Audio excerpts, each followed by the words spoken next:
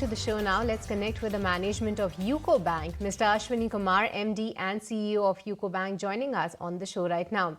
Hi, good morning, Mr. Kumar, and thank you so much for your time. We really want to discuss about your business and the growth outlook. But before that, just wanted to have a sense on the recent news flow and some news articles suggesting that there are developments from the government in terms of the stake sale in select PSUs. Some reports are also suggesting the name of your bank as well.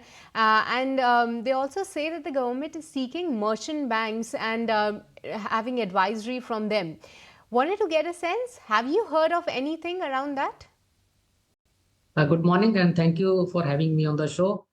Just wanted to share with you that there are two ways government holdings can dilute. One is through OFS and another is a QIP route. So far as QIP route is concerned, the government has already given us approval for going ahead with the QIP of around 2,000 crore, for which we have already taken approvals from all regulatory bodies and within the board also. And we have appointed BRLM also, legal counsel also. We have started doing road shows. So hopefully, if the market conditions help us, we may go ahead with this QIP in this quarter itself. So far as yesterday, there was a news that government has floated a tender. I think this is another way of diluting or the disinvestment the government is planning, and that is one way where government holdings can reduce. All right. That makes sense because I just wanted to have your update on the planned QIP, but definitely we'll watch out for that. But since you say that the QIP of almost 2,000 crores, the investors will try, that you are seeking response from the investors, give us a sense that what is the likely response that you are expecting on that front? So far as we have 2-3 rounds of interaction with the investors, and there is a good response. We are now planning for overseas roadshow also in this month or maybe next month anytime. And I believe that there is a good interest amongst the public sector banks in respect of the investors. You currently have 14.2% Tier 1 capital. Your CD ratios are within the comfortable levels for the loan book growth. In the event of the fundraise, how will the funds be utilized? Give us some sense there. As well as, can we expect higher than guided loan book growth in Q4 as well? We have given a guidance of 12 to 14% of credit growth in this year. And in last 3 quarters, we have already exceeded that growth. It is in the range of 16%.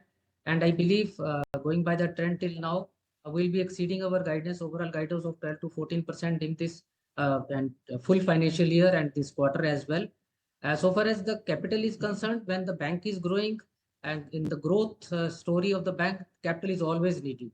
So it's the right time that we should, when the market conditions are good, it is right time that we should raise the capital for the future growth of the bank.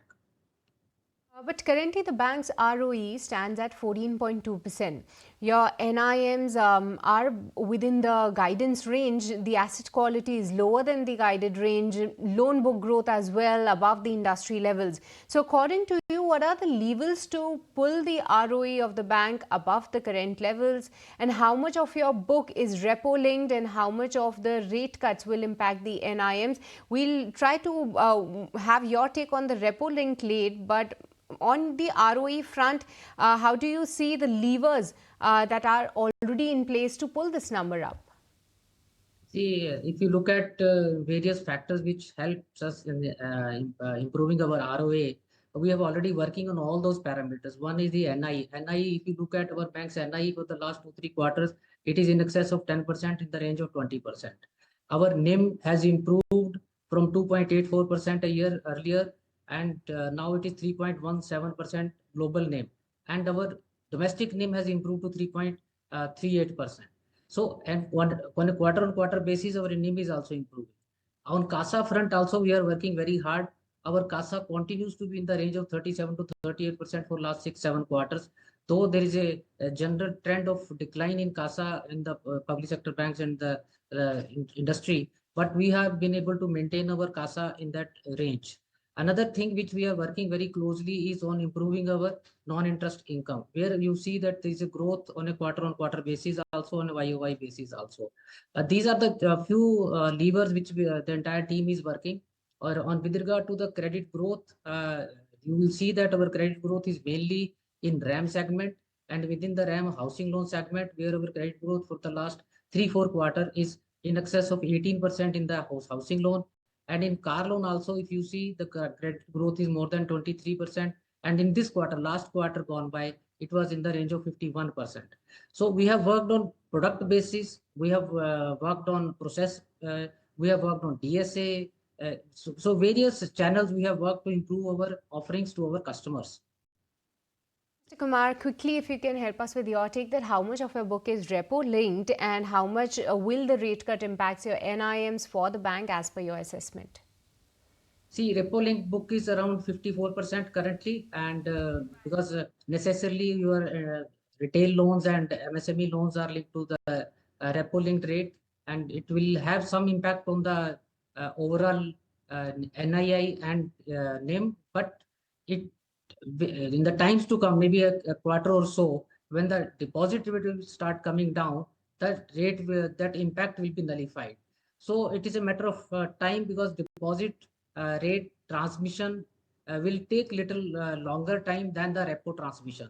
So repo transmission happens immediately, and deposit lag will be rate will be maybe 1 quarter or 2 quarters. So after 2 quarters, we will see that things normalized. In the first March quarter, we'll see slightly decline in our NI, and in next quarter probably we'll see that things stabilize. All right, Mr. Kumar, thank you so much for giving us a sense on Thank that. Really appreciate you taking the time out and speaking with us. But with this, viewers, we are completely timed out in this edition. It's a goodbye from me and the entire team who put this show together. Thanks so much for tuning in.